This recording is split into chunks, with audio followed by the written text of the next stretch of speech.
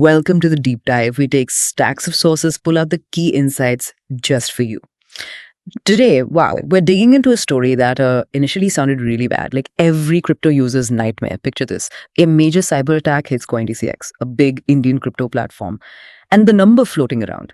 About 380 crore rupees. That's what, roughly 45 million US dollars? Just gone from what was reported as a company account. Yeah. It's the kind of news that makes you wince. But here's the twist, the really interesting part, and kind of the core of our deep dive today. Despite this huge theft, no customer funds were touched. Zero. Now, normally a breach that big spells disaster for users, right? So the real aha moment here, the crucial insight, is figuring out how CoinDCX's setup actually worked.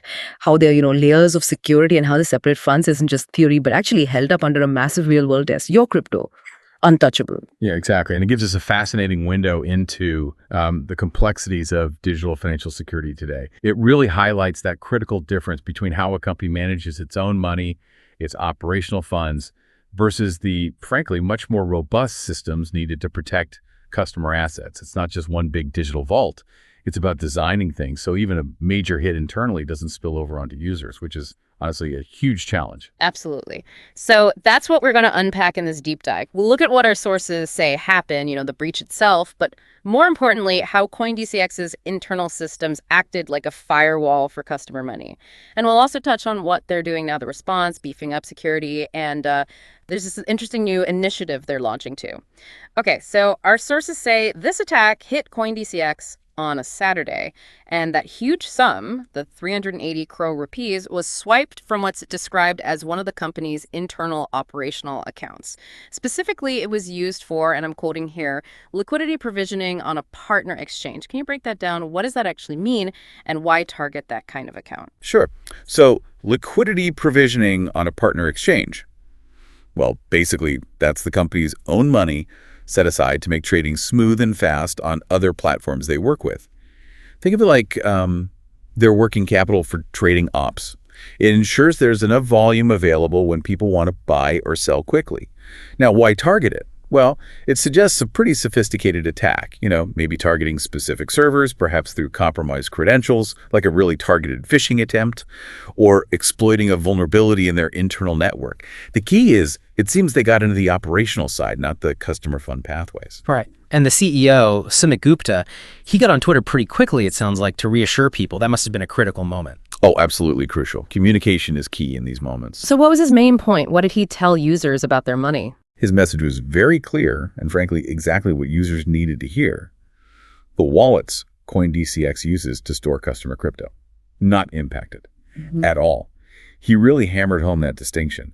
The breach hit an account for company operations, not the secure storage holding individual user funds. He stressed that your assets were and remain completely safe in their secure cold wallet infrastructure. Okay, so definitely not a raid on customer accounts. It was a hit on the company's own working cash, which, great that customers were protected, but does it maybe expose, well, maybe not expose, but does it raise questions about vulnerabilities in managing those operational funds? Well, that's a really good point. It definitely raises questions about the threat landscape. Even CoinDCX, from what we understand, is still investigating the exact vulnerability the hackers exploited. But the most important thing to understand, again, is this wasn't customer money held in your CoinDCX wallet. It was the company's own funds. And CoinDCX has already stated they'll cover this loss through their internal cash flows. So no customer funds are being used to plug that hole.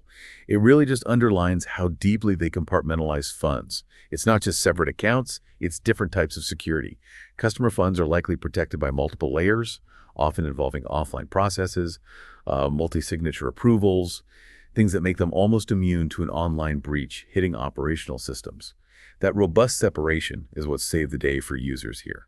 That makes sense, especially the cold storage part you mentioned. For anyone listening who isn't familiar, why is that cold wallet infrastructure so much more secure against something like this? Right.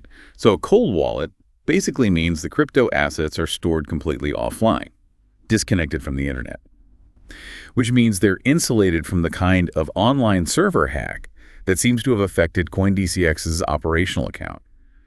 Unlike hot wallets, which are online for quick transactions, accessing cold wallets needs, a physical step, physical interaction, that makes it incredibly hard for a remote hacker to get anywhere near them. It's really an essential defense layer for protecting customer holdings long term. Got it. Okay, so moving forward, what's CoinDCX doing now? In terms of immediate response and maybe longer-term strategy, our sources say their internal security and ops teams jumped on it immediately, working with cybersecurity partners, investigating, patching. Yeah, tracing the funds too. They're working with that partner exchange to try and block the stolen assets, maybe recover some. Standard procedure, but crucial. Right. And they're also doing something else, something proactive. Yes, exactly. And this is quite interesting. Beyond just fixing the immediate issue, they're planning to launch a bug bounty program very soon. A bug bounty. Okay. What's that involve? So the bug bounty program is essentially where a company invites ethical hackers, the good guys, to find and report security flaws or vulnerabilities in their systems. And if they find something valid, the company pays them a reward, a bounty. It's actually a pretty sophisticated way to leverage the wider security community to find and fix problems before malicious hackers can exploit them. Huh. That's actually pretty clever. Kind of like crowdsourcing your defense team. In a way, yeah. It incentivizes people to look closely. So if we kind of pull it all together, the big lesson, the core insight from this whole CoinDCX situation, it's crystal clear.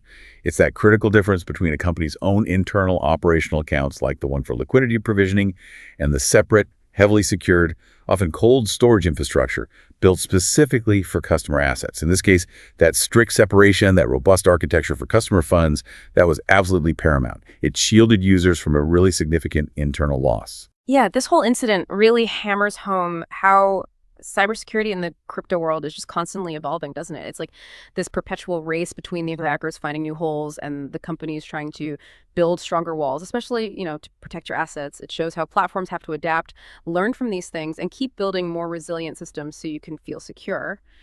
And building on that idea of the bug bounty program, paying ethical hackers to find flaws, maybe here's something to think about. How is this kind of collaboration, this partnership between external security experts and the companies themselves actually shaping the future of how our digital assets are protected?